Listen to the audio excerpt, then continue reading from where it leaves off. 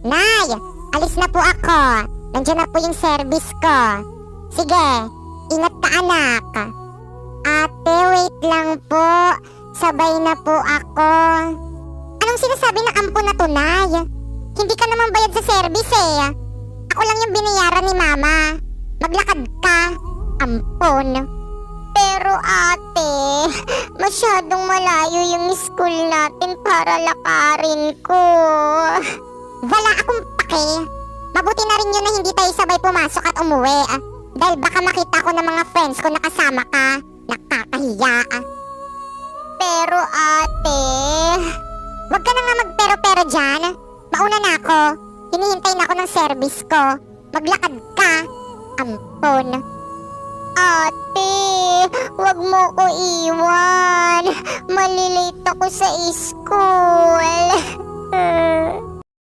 Nay, may project po ako sa school. Kailangan ko pong bumili ng mga materials na gagamitin ko. O sige anak, ito bilhin mo lahat ng kailangan mo. Nay, meron din po akong project sa school.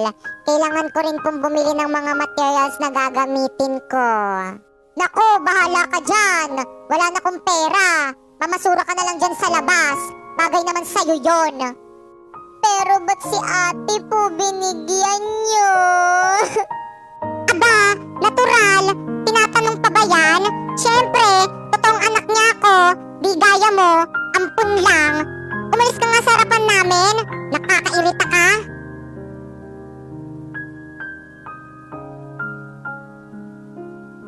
Hoy, ampon. Anong ginagawa mo? Di bang sabi ko maglinis ka ng bahay habang wala pa si nanay?